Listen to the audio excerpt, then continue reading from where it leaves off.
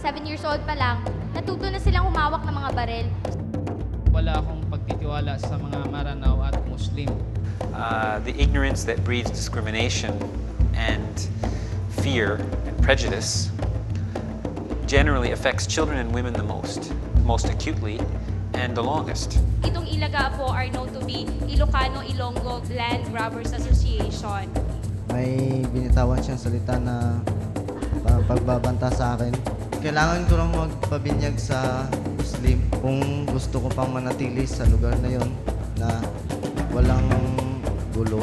Hindi po dapat tayo manghusga ng iba base lamang sa mga sabi-sabi o mga naririnig natin. Siguro ginawa niya yon dahil di sa may dugo akong Kristiyano. Tumbok niya talaga nagantihan ako kahit na bayad na kami sa kanya.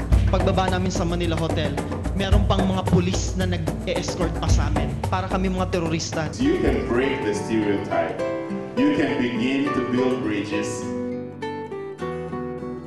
Prejudice. The negative attitudes towards a person or group because they have a different religion, race, nationality, or gender. Taong 2005, nagpunta ako ng Manila upang maghanap ng trabahong mapapasok.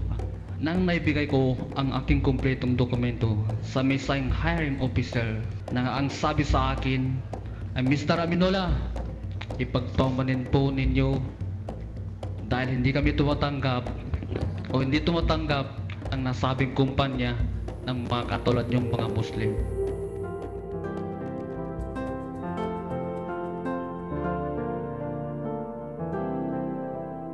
When people engage in us versus them kind of thinking, conflict can arise.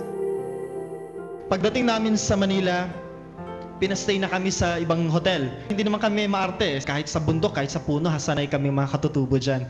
It's sad to say that dahil lang sa crime ng isang tao, 21 people were being killed. Parang ang simple-simple na lang po para sa kanilang patayin kami porket Muslim kami. Nung maliit pa ako, lagi nang sinasabi ng mga parents ko, mga Maranao at saka Muslim ay mga taong walang pinag-aralan, mga mahilig sa gulo o giyera, traitor.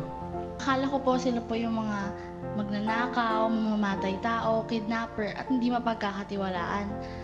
Ito po dahil sa mga naririnig ko na nakakatanda. Dahil ba mga Muslims kami, killer na ba ang paningin ninyo sa amin? Kasi hindi talaga natin maaabot ang kapayapaan hanggat wala po yung mutual understanding kung ano yung belief at saka mutual respect. Engaging in peace-building activities is possible at home, in the school, and in the community. Una, dapat po natin tingnan ang ating mga sarili upang makita natin ang ating sariling prejudices. Pangalawa, iresolve natin na babaguhin natin ang ating mga sarili na magkaroon ng magandang pananaw sa iba. Pangatlo, paliwanagan natin ng iba na magbago ang kanilang paningin sa taong naiiba rin sa kanila. At ikaapat, kung may maririnig tayong mga negatibong komento o mababasa, maaari po tayong magtanong sa kinauukulan upang malaman kung tama ang mga ito. We have to all be reminded that there's much more in common among different groups in humanity than there is that's different. And that's the same given differences of religion, race, class, nationality.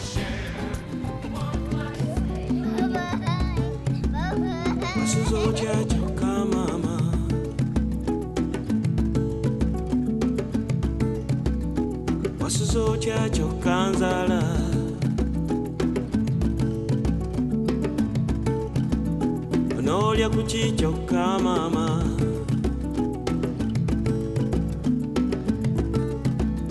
onolya kuchichoka nzala.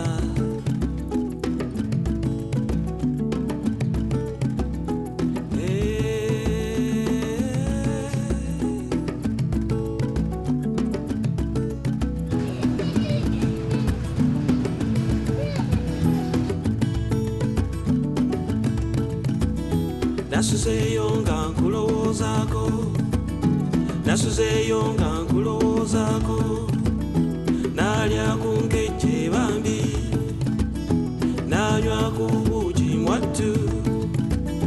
Nasuzeyo nga nkulowoozako, nasuzeyo nga nkulowoozako, nalya ku mawolu bambi, nalya ku binyeebwa bambi.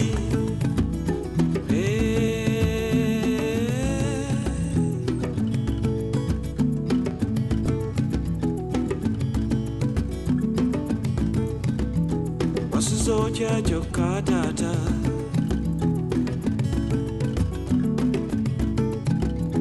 wasuzocha choka nzala.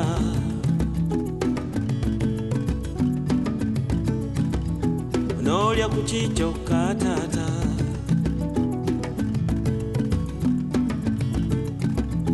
onolya kuchichoka nzala.